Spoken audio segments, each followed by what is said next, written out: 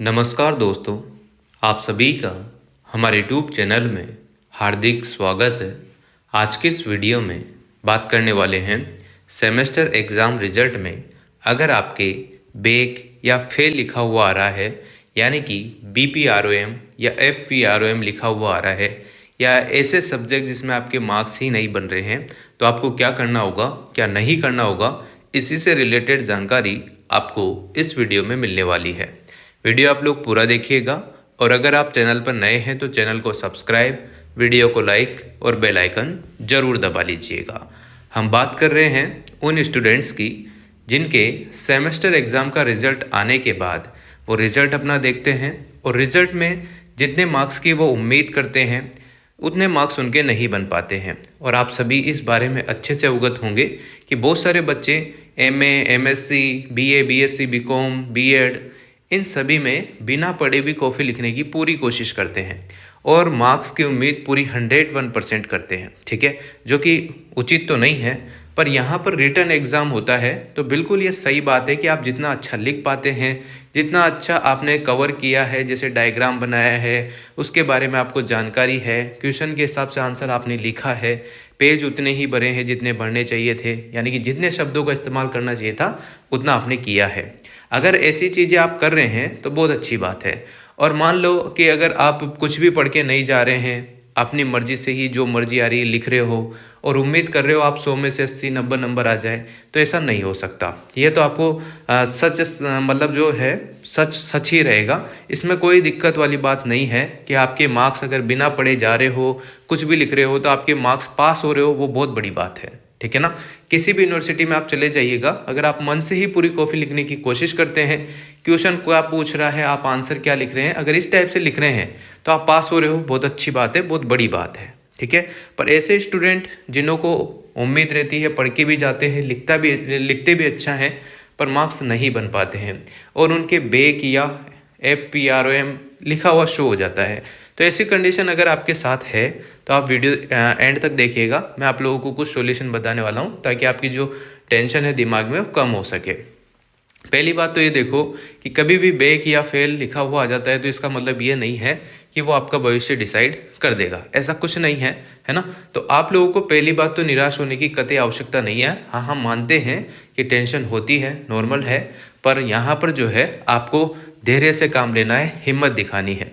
जब भी आपके पेपर में जब भी आपकी मार्कशीट में FPROM या BPROM लिखा हुआ आता है तो इसका मतलब समझ लो। BPROM का मतलब होता है बैक, यानी कि आपके 40% उस सब्जेक्ट में नहीं बने हैं, 40% से कम मार्क्स आपके बने हैं। फेल वाली कंडीशन में ऐसा होता है कि बहुत सारे सब्जेक्ट में आपके 40% मार्क्स नहीं बन रहे हैं, लगभग आप सभी पेपर में फेल हैं, तो उस कंडीशन में आपकी मार्कशीट में FPROM शो होता है। पर इसका मतलब ये होता है सेमेस्टर एग्जाम में आपको किसी भी कैटेगरी का रिजल्ट आपका आया हो, BPROM, FPROM, BPROM, ठीक है, फिर भी आपको आगे प्रमोट कर दिया जाता है। हाँ, फर्स्ट और सेकंड सेमेस्टर के बाद थर्ड सेमेस्टर में कुछ कंडीशन अप्लाई होती है। जैसे आपको बार बार मैं बता ही रहा हूँ कि 50% जो है सब्जेक्ट में आप पास होने अनिवार्य है, अदरवाइज आपको वहाँ पर भी कोई दिक्कत नहीं है। हम बात करते हैं मुद्दे की। बैक आ गई, फेल हो गए सेमेस्टर में, तो क्या करें क्या ना करें। देखो, सबसे पहले आप लोग क्या करेंगे, जब भी आपके बैक या फेल लिखा हुआ आता है तो आपको लोड तो नहीं लेना है। आपको ये देखना है कि हाँ, आप जो सच में लिख कर आए थे क्या उसमें आपके मार्क्स बढ़ सकते हैं। अगर आपको ये भी लगता है कि हाँ, कॉफ़ी अच्छे से मैंने लिखी थी, हाँ, हो सकता है कि आपने क्वेश्चन के हिसाब से आंसर नहीं लिखे हो, फिर भी आप लोग रिवलेशन का फॉर्म अप्लाई कीजिएगा। रिवलेशन का फॉर्म अप्लाई करना बहुत ही बेनिफिट का सौदा हो सकता है, क्योंकि उस टाइम आपको 350 रुपये 300 रुपये जो एक पेपर की फ़ीस रहती है रिवलेशन की, वो ज़रूर दिखती है। पर मान लो आपका टाइम अच्छा हो, किस्मत आपका साथ दे रही हो, और हो सकता है आप जो भी लिख कर आए हो और आपने रिवलेशन का फॉर्म अप्लाई कर दिया हो, जहां आप फेल हो रहे हो, बेकारी हो, वहां पर आप रिवलेशन में अगर पास हो जाते हैं तो घाटे का सौदा तो बिल्कुल नहीं है। आपका 1 साल भी बच जाएगा और आपका जो नेक्स्ट सेमेस्टर में आप जो फीस देने वाले थे, दुगनी फीस एक्स स्टूडेंट के तौर पर, वो भी आपकी बच जाएगी। तो ज़रूर आप यहाँ पर जो है ट्राई कर सकते हैं, कोशिश कर सकते हैं। फल देना ऊपर वाले के हाथ में है। बाकी आपने जो लिखा होगा आपको उस पर भरोसा होना चाहिए कि हाँ, मेरे पासिंग लायक नंबर तो आ ही सकते हैं। तो पहला ऑप्शन यहाँ पर तैयार हो गया है कि आपको रिवोल्यूशन का फॉर्म अप्लाई करना है। अब दूसरा डाउट आपके दिमाग में फट से आ गया होगा कि रिवोल्यूशन आखिर में होते कब है। जैसे ही आपका मेन रिजल्ट आता है सेमेस्टर का, उसके 5 या 10 दिन के अंतर्गत, हो सकता है अगले दिन ही स्टार्ट हो जाए रिवोल्यूशन, ऐसा भी हो जाता है, पर 5 या 10 दिन के अंतर्गत जो है आप लोगों को रिवोल्यूशन का फॉर्म देखने को मिल जाता है। कहाँ से चेक करना है वो भी मैं आपको बता देता हूँ। आप कोटा यूनिवर्सिटी की साइट पर आएंगे, एग्जाम एंड रिजल्ट वाले ऑप्शन पर जैसे ही आप आते हैं तो यहाँ पर रिजल्ट पैनल का ऑप्शन है, इससे आपका रिजल्ट चेक कर लीजिएगा। मार्कशीट की जो है फोटोकॉपी निकला लीजिएगा, जो भी ऑनलाइन आती है उसकी, है ना, जो रिजल्ट ऑनलाइन आ रहा है उसकी मार्कशीट मतलब उसकी जेरोक्स निकला लीजिएगा। साथ में आपके एबीसी आईडी वगैरह की जेरोक्स निकला लीजिएगा और आप जो है ई-मित्र की सहायता से रिवोल्यूशन का फॉर्म भर सकते हैं। कहाँ से भरना है? जो नए स्टूडेंट हैं, जो सेमेस्टर वाले हैं, है ना, वो यहाँ से रिवोल्यूशन का फॉर्म अप्लाई करेंगे। यहाँ दिख रहा है आपको रिवोल्यूशन और यहाँ पर क्लियर मेंशन होकर आ जाता है कि किसका रिवोल्यूशन स्टार्ट है, किसका नहीं है। इस वाले रिवोल्यूशन पर आप जैसे ही क्लिक करेंगे आपके सामने इस टाइप से कुछ क्लासेज आ जाएगी, जो भी सेमेस्टर आपका है, और यहाँ पर लास्ट डेट देख जाएगी। इससे लॉगिन करके आपके मित्र की सहायता से भरवा सकते हैं। ऐसे स्टूडेंट जो ओल्ड स्कीम पैटर्न पर या जिन्हों के फाइनल ईयर हो, एमए सेमेस्टर फाइनल 4 सेमेस्टर वगैरह हो, तो आप लोग यहाँ पर भी जो है रिवोल्यूशन का फॉर्म अप्लाई कर सकते हैं। देखो, student panel for revolution process दोनों का सेम ही रहता है। आप ई मित्र की सहायता ले सकते हैं इसमें, है ना, फीस भी वही लगती है और आपको जो लिफाफा मिले यहाँ पर आपको शो होते रहेंगे कौन से किसका क्या चल रहा है। यहाँ ज़्यादातर जो है ईयरली एग्जाम वालों के रिवोल्यूशन के फॉर्म शो होते हैं। सेम प्रोसेस रहेगा रिवोल्यूशन का, वो भी मैं आपको बता देता हूँ क्या करना है। पहले मित्र की शॉप पर आप जाएंगे, जिस सब्जेक्ट में आपके कम मार्क्स है, 40% से कम मार्क्स है, उसमें बैक या एफ लिखा हुआ होगा उसको आप लोगों को क्या करना है, फॉर्म भर देना है। फॉर्म की फीस यहाँ पर क्लियर मेंशन है, 300 रुपये प्रति प्रश्न पत्र रहेगी। आप ई मित्र से फॉर्म भराएंगे तो 50-100 रुपये वो जो भी लेगा ले लेगा।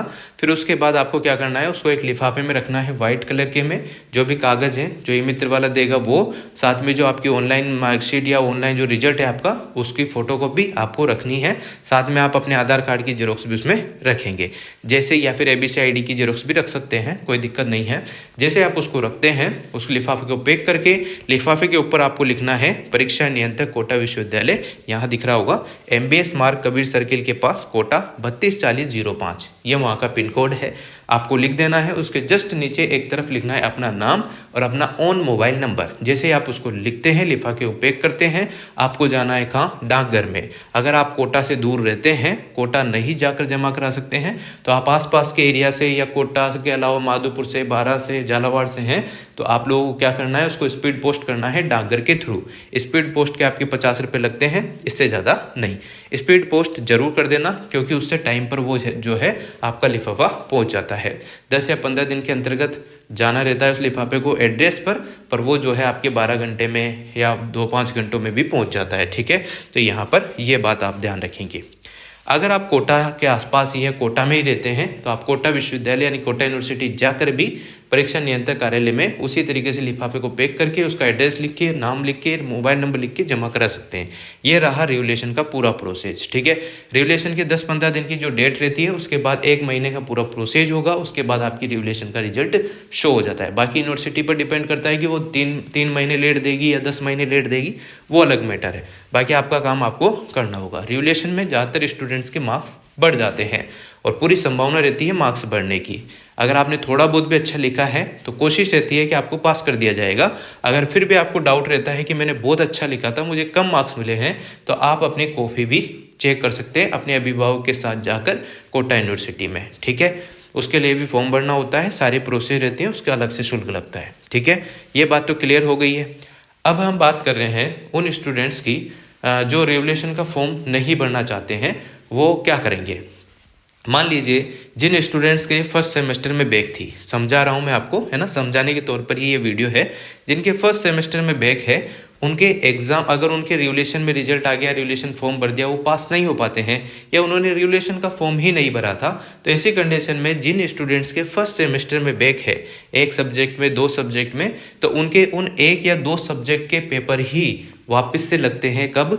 जब नए बच्चे आते हैं 3rd सेमेस्टर वाले, या जो फर्स्ट सेमेस्टर के साथ जो नए बच्चे आएंगे उनके साथ उनका एग्ज़ाम फॉर्म फिल होता है और एग्ज़ाम लगता है।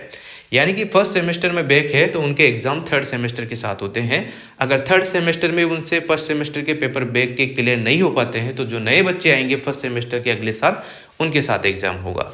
जो सेकेंड सेमेस्टर में जिनके बैक है उनके फोर्थ सेमेस्टर के साथ एग्जाम फॉर्म भरने में आते हैं और फोर्थ सेमेस्टर के साथ ही एग्जाम होते हैं। यानी कि जैसे आज 1 तारीख है तो फोर्थ सेमेस्टर का पेपर है, 2 तारीख को आपका सेकेंड सेमेस्टर का पेपर रहेगा। इस टाइप से बैक वालों के एग्जाम लगते हैं। ठीक है, जिनके सेकेंड सेमेस्टर का फोर्थ सेमेस्टर में भी अगर कवर नहीं हो पाता है तो उनका नेक्स्ट ईयर जो है एग्जाम लगता है वही सेकेंड फोर्थ सेमेस्टर वालों के साथ। ठीक है ना, ये प्रोसेस रहता है ऑड और इवन के क्रम में, सम विषम के क्रम में आपके सेमेस्टर के बैक के एग्जाम लगते हैं। मान लो बहुत सारे स्टूडेंट अभी थर्ड सेमेस्टर का रिजल्ट आया होगा, फोर्थ का आया होगा, है ना, जिनके फोर्थ सेमेस्टर में मान लो बैक आ गई।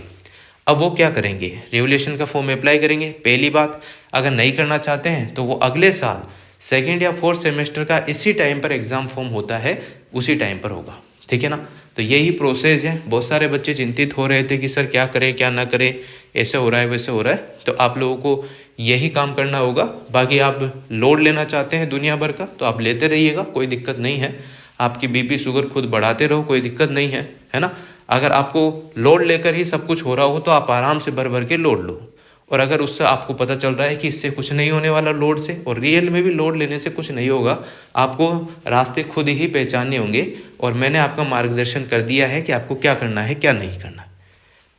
जो बच्चे लोड ले रहे हैं वो अनावश्यक ले रहे हैं, ऐसा कोई विशेष बात नहीं है। हाँ, मानते हैं कि नॉर्मली लोड पड़ता है, थोड़ा बहुत दिमाग में आता है कि यार हम फेल हो गए, हमारे बैक आ गई, पर वो सॉल्यूशन नहीं है कि आप वहीं पर बैठे रहें, बैक आ गई, फेल हो गए, है ना। आगे तो आपको बढ़ना ही होगा, कुछ ना कुछ स्टेप तो आपको आगे उठानी होगी। तो आप पॉजिटिव स्टेप उठाइएगा, रिवोल्यूशन फॉर्म, रिवोल्यूशन के बाद अगर नहीं होते हैं तो आपको सेमेस्टर के साथ मौका मिलेगा। कोई दिक्कत नहीं है, कोई आपको जज नहीं करने वाला है कि आपके कम नंबर हैं, आप फेल हो गए थे, वो हो गए थे, कुछ मैटर नहीं करता। अगर आप फेल होकर भी बाद में पास हो जाते हैं, कम मार्क्स से भी पास हो जाते हैं, और कोई भी गवर्नमेंट जॉब आप पा लेते हैं इन फ्यूचर, तो आपके सारे पाप धुल जाते हैं। वो कोई नहीं पूछता कि आप फेल हुए थे, क्या हुआ था क्या नहीं हुआ था। ठीक है, तो ये सब चीज़ें छोड़ो, आराम से अपने कंपटीशन की और अपने जो भी यूनिवर्सिटी के एग्ज़ाम होते हैं, कॉलेज के एग्ज़ाम होते हैं, उनके टाइम पर पढ़ाई करते रहो। क्योंकि आप भी जानते हैं कि कॉलेज वॉलेज में आपकी पढ़ाई इतनी नहीं होती है, और कॉलेज रियल में भी सारी चीज़ें सिखाने के लिए है, आपको पढ़ाई नहीं होती वहाँ पर। पढ़ाई होती है थोड़ी बहुत, पर आपको खुद से भी चीज़ें करनी होगी, जब भी जाके आप लोग अच्छे मार्क्स लाकर आप ले पाते हो। मतलब जो भी अच्छे मार्क्स होते हैं आपके, वो आप खुद से ही प्राप्त कर पाओगे, खुद करोगे, सेल्फ स्टडी से, किसी सीरीज़ से पढ़ोगे, किसी नोट से पढ़ोगे, तो ही चीज़ें कवर होगी। कॉफ़ी लिखना बेहतरीन तरीके से आपको आना चाहिए, तभी जाके बहुत सारी चीज़ें और अच्छी होगी। राइटिंग अगर आपकी अच्छी नहीं है तो आपका ये माइनस पॉइंट है, इसको सुधारने की ज़रूरत है। राइटिंग सुधारने के लिए आप लोग क्वेश्चन को ज़्यादा से ज़्यादा लिख कर करा करो। ठीक है, तो उससे इजी वे में आपकी राइटिंग सुधरेगी, लिखने की कला आएगी। वीडियो बहुत सारी पड़ी होगी इस चैनल पर ही, तो आप लोग देख लेना, बीएड की कॉफ़ी कैसे लिखें, बीए की कॉफ़ी कैसे लिखें, अच्छे से समझा रखा है, तो चीज़ें अच्छी कवर हो जाएगी, क्योंकि बहुत मैटर करता है ये सब चीज़ें। तो आज के लिए ही इतना ही कुछ आप लोगों को बताना था। वीडियो अगर आपको अच्छी लगी हो, कोई डाउट रह गया हो, तो आप टेलीग्राम, इंस्टाग्राम, जिस पर भी आप सोशल मीडिया पर पूछना चाहते हैं, आप आराम से पूछ सकते हैं। कमेंट बॉक्स में भी पूछ सकते हैं। वीडियो अच्छी लगी हो तो like, comment, share and subscribe.